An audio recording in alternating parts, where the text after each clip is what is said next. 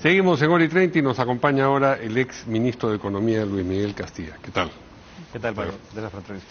Lo hemos invitado para hablar en principio de los Juegos Panamericanos. Lima va a ser sede de los próximos Juegos Panamericanos, como ustedes saben, en el 2027, y esto ha desatado una gran algarabía y se han mencionado cifras que a mí me parecen exorbitantes, como posible retorno de la inversión que allí se haga. Pero bueno, vamos a conocer la opinión del exministro. En primer lugar, ¿conoce usted cifras sobre el retorno, cifras verosímiles, fiables, el retorno que se obtuvo de la inversión de los Juegos Panamericanos que se celebraron anteriormente en Lima? No conozco, he escuchado lo que el ministro de Economía ha lanzado como, digamos, el impacto. Lo que sí creo que haber leído es que los Juegos Panamericanos del 19 tuvieron un impacto de un punto del PBI adicional, sí, lo cual me parece que es grande. ¿Es verosímil? Me parece que es un poquito inflado. Inflado. Y 200.000 puestos de trabajo entre directos e indirectos, lo cual me parece incluso más inflado. Más inflado.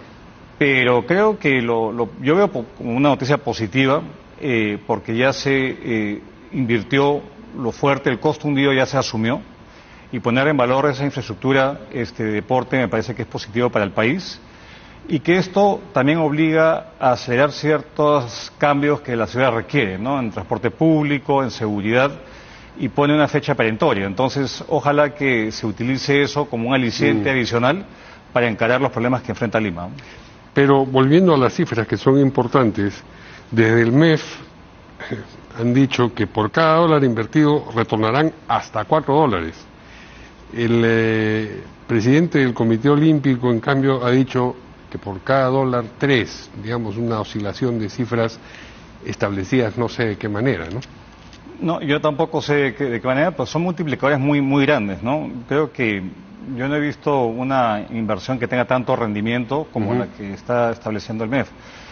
Creo que si uno le suma el hecho de que tienes los Juegos, tienes un aeropuerto ya en pleno funcionamiento que está duplicando o triplicando la capacidad, tienes avances en la infraestructura como se ha anunciado, probablemente el cúmulo de todas esas intervenciones que deben estar listas, ojalá para la fecha de los Juegos, quizá en su conjunto eso significa que haya un impulso importante a la economía, pero establecer ex ante multiplicadores, yo la verdad que me el cálculo de que contribuirá con un punto porcentual del PBI entre ojalá, 2024. Ojalá, pero ojalá, por me supuesto. parece un punto del PBI, acordémonos que cada punto es más o menos 10.000 millones de soles.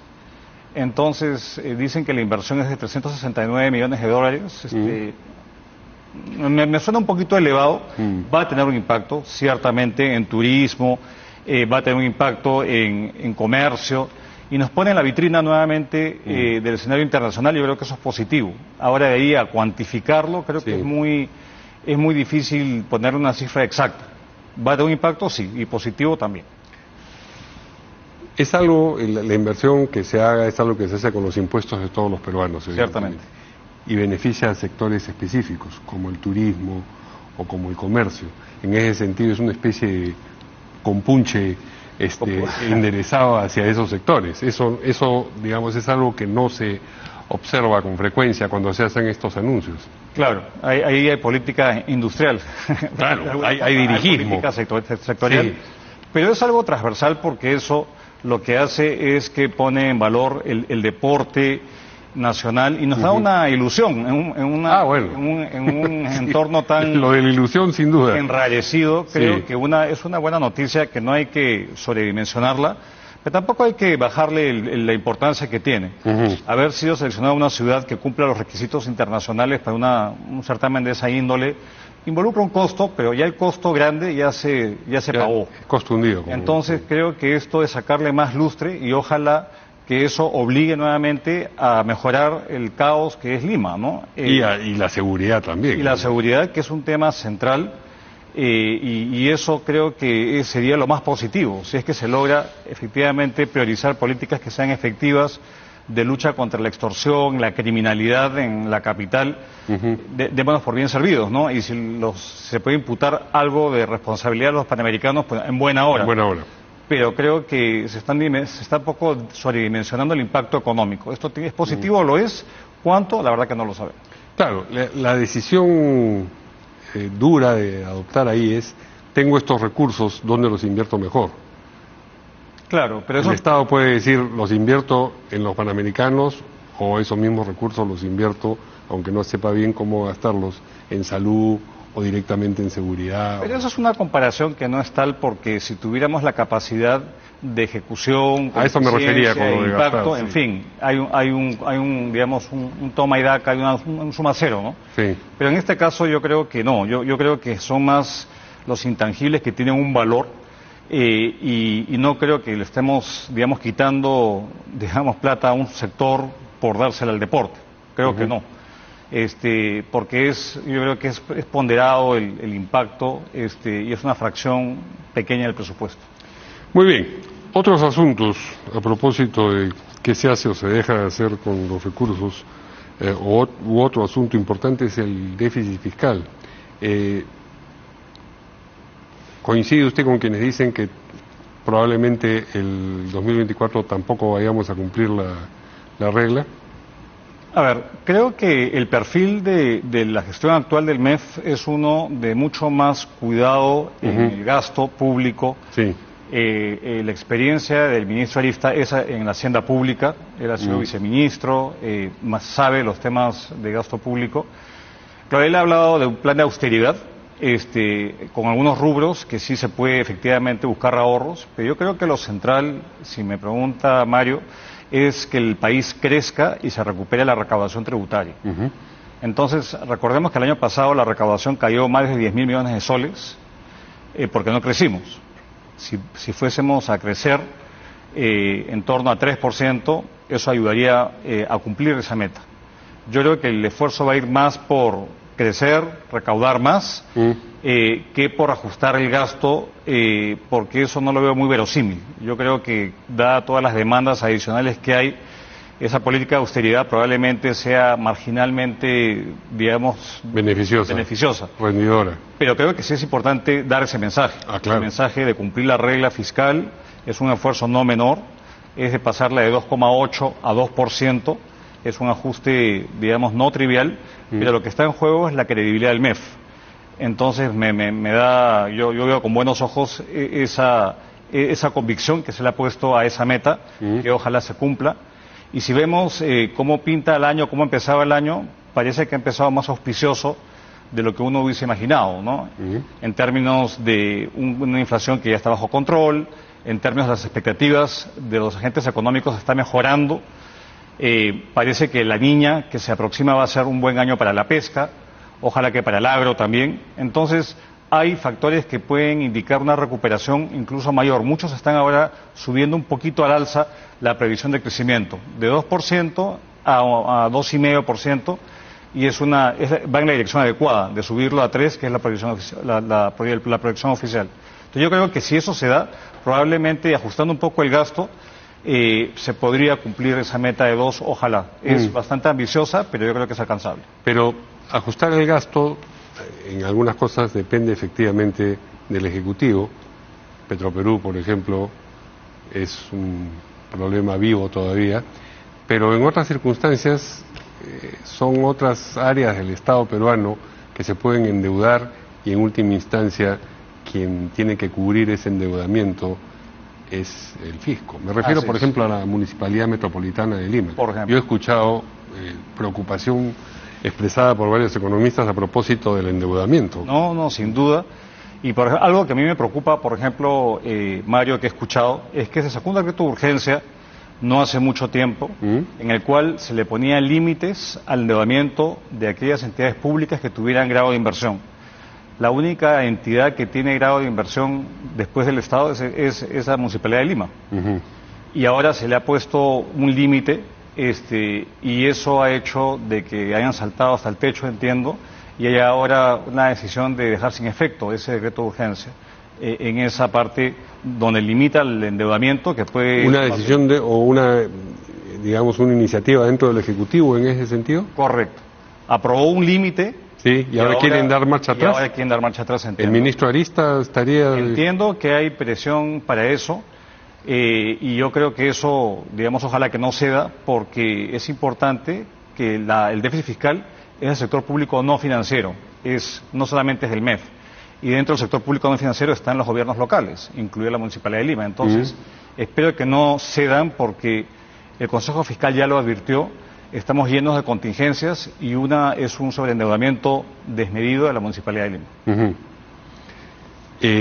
Y Petroperú, que acabo de mencionar, y las medidas adoptadas, ¿son, en su opinión, suficientes y adecuadas?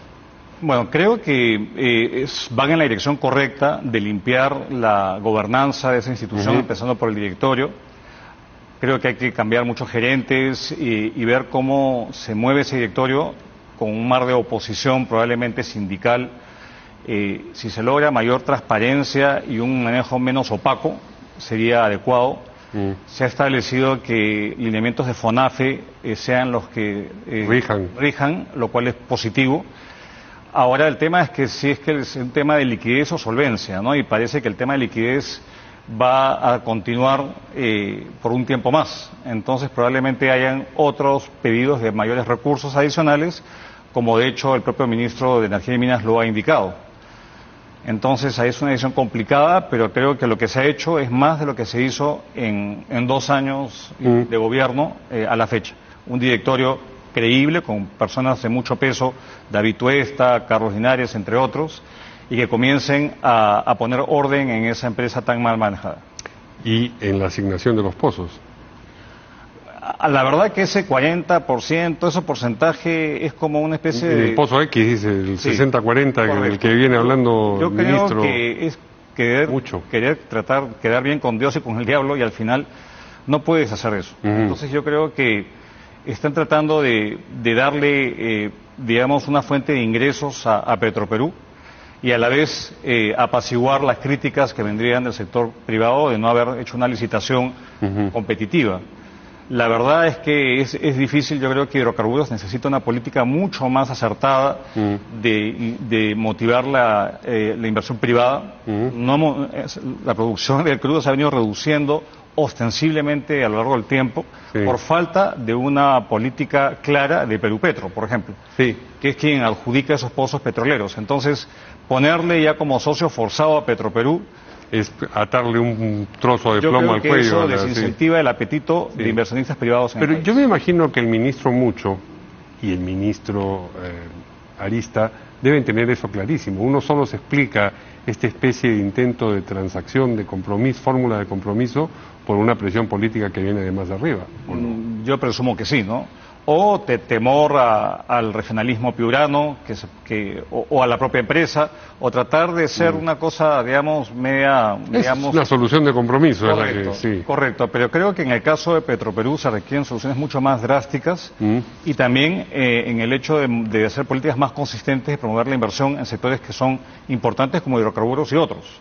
Ojalá que el mismo ímpetu que se le está dando a la minería también se le dé a otros sectores como el sector de hidrocarburos.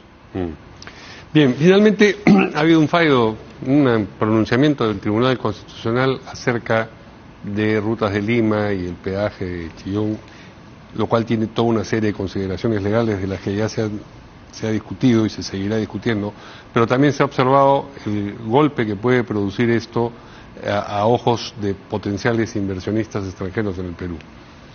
Yo veo con mucha preocupación ese fallo, porque yo creo que tiene un efecto muy pernicioso en 2 niveles. Uno es que probablemente cuando se vuelva a licitar una asociación público-privada bajo una modalidad de peajes, se exija mayor cofinanciamiento público, mayores garantías, porque no se sabe si es que finalmente sacan una ley o una intervención que deja sin ingresos a una concesión. Entonces, autosostenible se convierte en cofinanciada, le quita el apetito a inversionistas privados que puedan apostar por invertir en ese tipo de proyectos. Y lo segundo es que se vulnera el mecanismo de resolución de controversias, que es el arbitral. De hecho, hoy día entiendo hubo un fallo en la Corte de Washington, donde ratifica las decisiones de los laudos que ha perdido la municipalidad y a favor de Rutas de Lima. Entonces, a ver, yo no sé por qué esta persistencia de vulnerar la seguridad jurídica, el artículo 62 de la Constitución, y es la máxima corte. Entonces yo creo que no han calibrado bien el impacto que esto va a tener. Yo he escuchado la declaración del Premier, que es una inversión aislada, y eso es falso. El Perú está en la vitrina con los panamericanos para bien, pero para mal con ese tipo de medidas unilaterales que lo que hace es erosiona la seguridad jurídica, que ha sido un pilar fundamental de la transformación del país en los últimos 30 años. Muy bien, esos eran en efecto los temas que queríamos cubrir con el exministro de Economía, Luis Miguel Castilla, cuya presencia acá en Hora y 30 agradecemos. Muchas gracias, Mario. Muy amable.